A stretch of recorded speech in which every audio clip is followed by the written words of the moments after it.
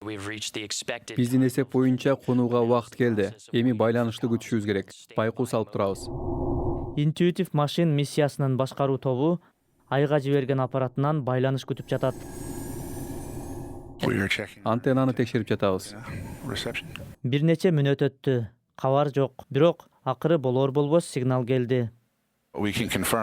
Биздин аппарат айдын бетинде конгондугун ишенимдүү түрдө тастыктайбыз.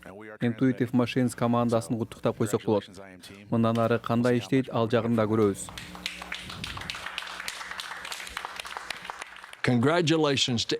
Intuitive Machines, SpaceX жана мында NASA'да бул эң сонун долбоорго катышкандардын баарын куттуктайбыз. Кандай гана жеңиш.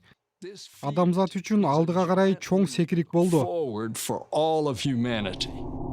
Intuitive Machines командасы эми аппараттын абалын жана анын бортундагы каражаттардын алжайын текшериши керек. NASA өзүнүн 6 илимий каражатын айга жеткирүү үчүн бул компанияга акча төлөдү. Бул айга конгон биринчи коммерциялык аппарат болуп саналат жана АКШнын айга кайтып барганын билдирет. Мурдагы миссиялардын баары айдын экваторун изилдеген. Ал эми мунусу болсо айдын түштүк уюлуна багыт алды. Бул космостук кеме болушунча түштүккө барат. Ал бир нече жылдан кийин дал ошол уюлдук аймакты изилдей турган NASA'нын Артемис долбоорунун космонавттарына жол ачат.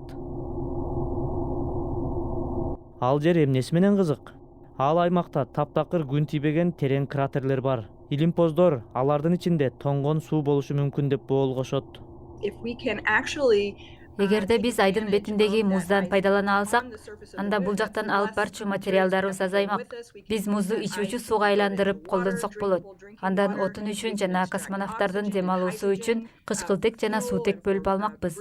Андыктан ал адамдын айды изилдөөсүндө көп жардам бермек.